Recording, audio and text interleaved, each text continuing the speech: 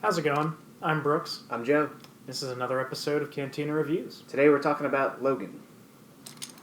The movie. The movie!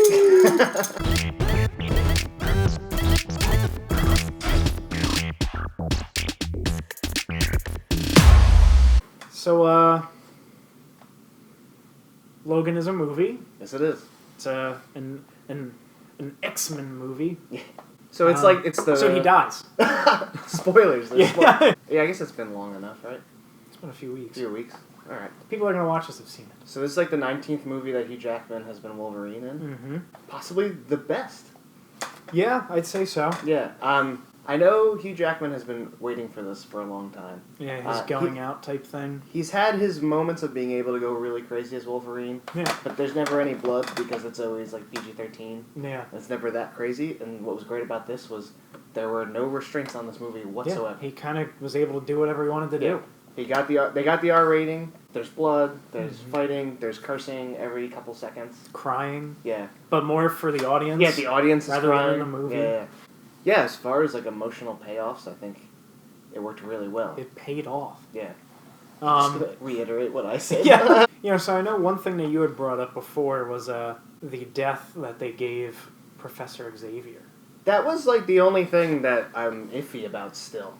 Yeah, it was pretty intense for, who he was. Right, I mean, we've been with this character for, like, 20 years. Like, like, Patrick Stewart as Xavier. Mm-hmm. It just seemed pretty harsh. You figured they'd, let him go out in, a blaze of glory, you know what I mean? Like, if this is probably his last one, let him go out, freezing everybody in the world or something. Yeah. I don't know, I don't know, I just kind of felt like, I mean, it was good motivation for Logan. I think Logan, as the character, needed it to happen.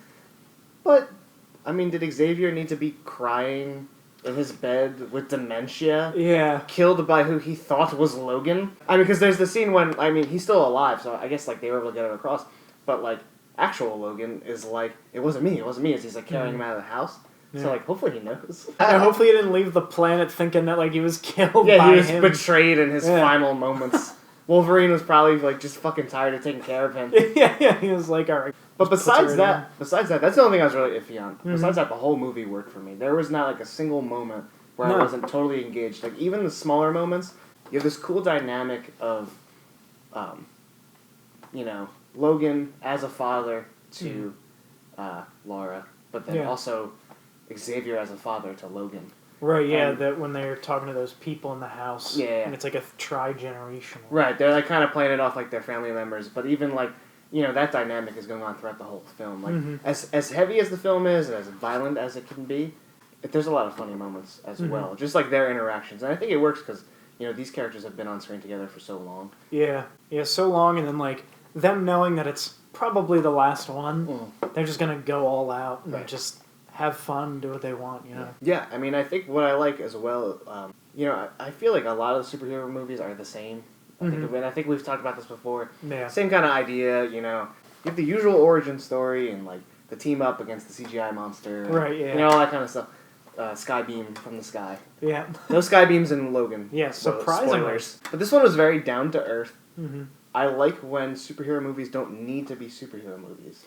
Yeah. And I felt that way about Captain America Winter Soldier.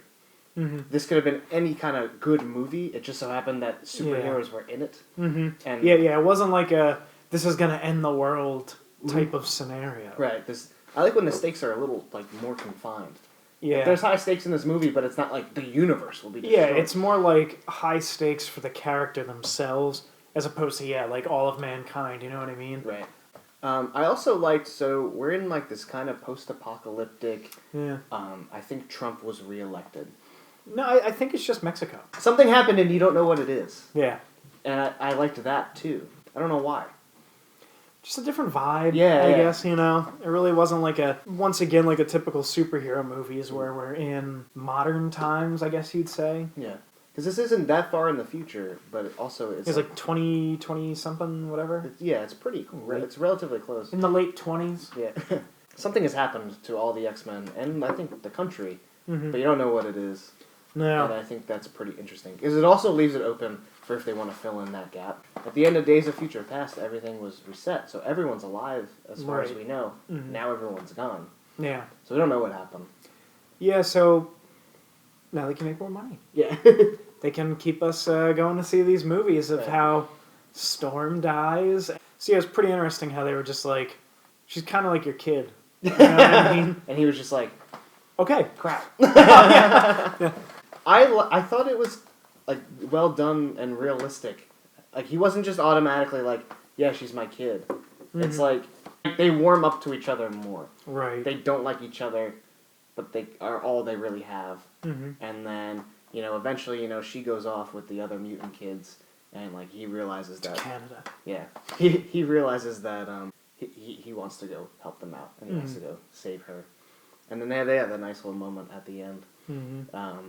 He's dying, and she's like, "Daddy," and then the whole theater started crying. What was interesting, I saw something recently that people are thinking this was predicted in the Wolverine, the last one, not the Origins one. That was bad. He was gonna have a kid. No, Xavier was gonna have seizures. There's whoever mutant he meets in Japan, she like can see people's deaths. Oh yeah. So she goes, like, I see you lying on your back, all bloody, and you're holding your heart in your hand. Now that happens in that movie. Okay. His heart gets ripped out or something.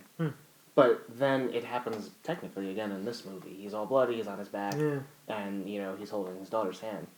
Oh. So like someone called that out on Twitter, and the director was like, "Yep, bingo, you got it." I think he's full of shit. Oh yeah, and he was, and he's like, "Oh wow, people love this." Yeah. Wow, that'll look really cool if it looks like I planned that. Yeah. So that's what I think. Do you think we will see Hugh Jackman as Wolverine again? Yeah, I think so. He can't drop it, He will. I feel like he can't drop it. He is Wolverine. At some point they're gonna get him in the Avengers. Oh yeah. And make some kind of deal. These worlds have to collide at some point. How could you not have Hugh Jackman as Wolverine in the Avengers at some point in time? Yeah, man. Hugh Jackman fighting next to Captain America. Yeah. Be fantastic. Yeah, what was I gonna say? I don't know. Oh, this takes place in the future, so he's dead in the future. That you could fill in the gaps.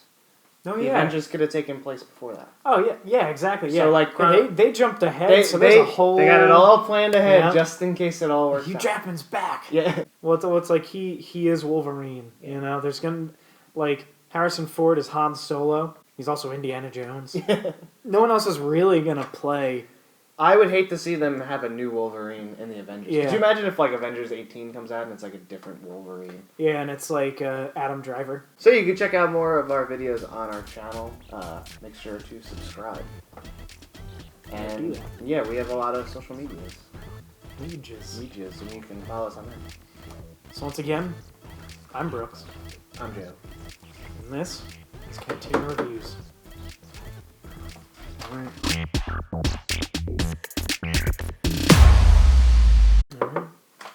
So once again, I'm Oh, fuck you! You have like the superhero, the usual orange man. Oh, the usual orange. Oranges. They're always picking oranges, and it's and like apples never get a. So we're in this kind of post-apocalypse. We're in this world. We're in this world after a thing happens.